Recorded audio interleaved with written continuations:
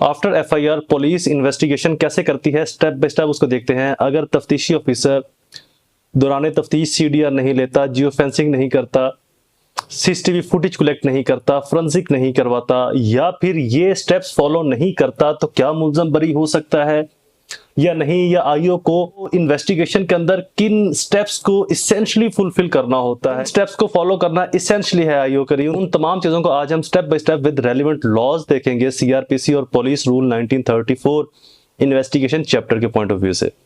This is Mubashar Iqbal Chauhan, advocate high court. After FIR IO तफ्तीशी step by step कैसे तफ्तीश करता है। पहली चीज, जब एफआईआर का इंदराज हो जाता है तो उसके बाद एक तफ्तीशी मुकर्रर किया जाता है तफ्तीश के लिए, जिसको हम आईओ शॉर्ट फॉर्म या इन्वेस्टिगेटिंग ऑफिसर भी कहते हैं। 156 सीआरपीसी के तहत और पुलिस रूल 1934 चैप्टर 25.1 इन्वेस्टिगेशन के साथ डील करता है। 156 सीआरपीसी के अंदर आईओ तफ्तीश का आगाज करता है। पहला आगाज जाए वकुआ पर जाना, मौका वारदात पर जाना, वहां पर मौका वारदात का मुलाहिजा करना, साइट प्लान तरतीब देना, मौका नजरी बिला स्केल जिसको हम नक्शा भी कहते हैं, और वहां से तमाम शवाहद को इकट्ठे करना। ये मोस्ट इंपॉर्टेंट है। गवाहान कहां पर थे, मदई कहां पर था, मुलजम कहां पर था, क्या हुआ, गोलियां चली, कोई मनशियात का वकुआ है, कुछ और लेन देन का मामला है, व्हाट्सएवर, को हर्ट इंजरी का मैटर है, व्हाट्सएवर कुछ भी है, तो मौका वारदात के ऊपर तफ्तीशी का विजिट करना मोस्ट इंपॉर्टेंट। नेक्स्ट स्टेप, गवाहान के बयानात रिकॉर्ड करना। जो आईओ है वो 160 के तहत समन जारी करता है विटनेसेस को कि जी आप आकर बयान अपनी स्टेटमेंट रिकॉर्ड करवाएं अगर आपने वकुआ नहीं देखा। यहां पर एक एडिशन करता चलूं, मेरा एक क्रॉस चल रहा था, तो वहां पर मैंने एक आईओ से पूछा कि जी आपने कहा कि जी फलां गवाहान आए नहीं गवाही देने के लिए, तो क्या आपने 160 का नोटिस जारी किया? दे सेड यस, वो फिर भी नहीं आए। तो मैंने कहा जी क्या आपको मालूम है कि 160 के नोटिस के अंदर आईओ की क्या पावर्स हैं? अगर कोई शख्स गवाही देने नहीं आता और उसने वकुआ देखा हो तो आईओ उसके खिलाफ क्या केस लॉन्च कर सकता है? तो वो खामोश हो गया। बहरहाल लॉज का इल्म आपके पास होना ज्यादा जरूरी है बनिस्बत आपके अगेंस्ट किसी के पास हो।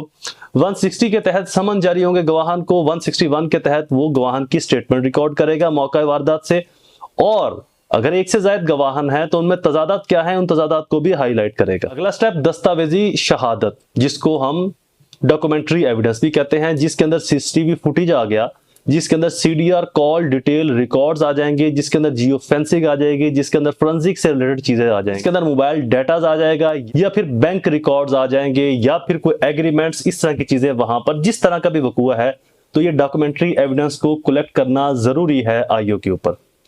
किन लॉज के अंदर, यहां पर बेसिकली डायरेक्ट कोई लॉज तो डील नहीं करता, लेकिन कानून शहादत सेक्शन 102 और बाकी कुछ सेक्शंस हैं, और फिर high court rule and order, और देन बहुत सारे लेटेस्ट जजमेंट जो है वो डील करती हैं आईओ के साथ कि वो इन चीजों की डॉक्यूमेंट्री प्रूफ जरूर ले अगर वकुआ इस तरह का है। जैसे कि अभी रिसेंटली ऑनरेबल सुप्रीम कोर्ट की 2023 में एक जजमेंट आई मंशियात के केस के अंदर कि अगर सीसीटीवी फुटेज करीब है, वीडियो रिकॉर्डिंग करीब है, तो उसकी सीसीटीवी फुटेज कलेक्ट ना करना बदनीति है आईओ की। तो यहाँ पर मैंडेटरी नहीं किया गया, इसको डायरेक्टरी किया गया, हदायत जारी की गई कि ये चीजें करनी ही करनी है। देन अगला स्टेप, तफ्तीश का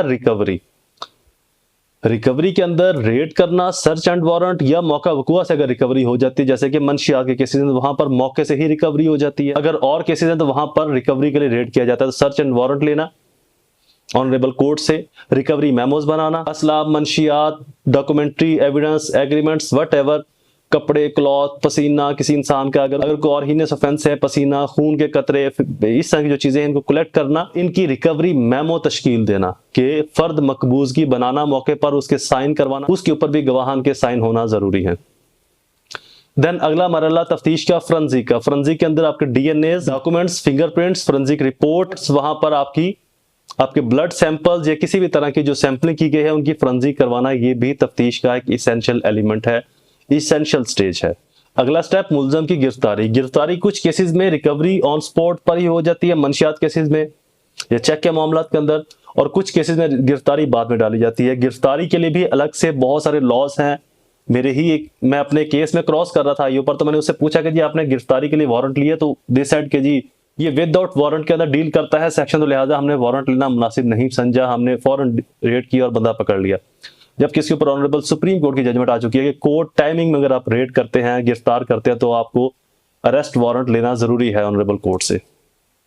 बहरहाल मुलजम की गिरफ्तारी के लिए अरेस्ट मेमो बनाना जो शनाख्त परेड के लिए भी जरूरी होता है, और शनाख्त परेड की जरूरी कार्रवाई करना अगर मुलजम नामालूम है एफआईआर में तो। Now the most important thing, तफ्तीश की इन्वेस्टिगेशन की कमियां कमजोरियां क्या है। आईओ का सीसीटीवी फुटेज ना लेना, सीडीआर ना लेना, फोरेंसिक ना करवाना, आजाद गवाह शामिल ना करना, प्राइवेट विटनेस ना लेना, आजाद गवाह प्राइवेट विटनेस शामिल ना करना, और गवाहान के बयान ताखीर से रहना, ये कुछ ऐसी चीजें हैं जो क्रिमिनल केस को काफी हद तक डेंट पहुंचाती हैं। नेक्स्ट अगला स्टेप, अगर तफ्तीशी के पास शवाहद इकट्ठे हो जाते हैं आईओ ऑफिसर के पास, तो देन दो स्टेप हैं। एक तो चालान भजवाना ऑनरेबल कोर्ट में 173 की रिपोर्ट के तहत। 172 पुलिस डायरी से डील करता है और 173 पुलिस रिपोर्ट, जिसको हम जुबान ज़दाम में चालान कहते हैं।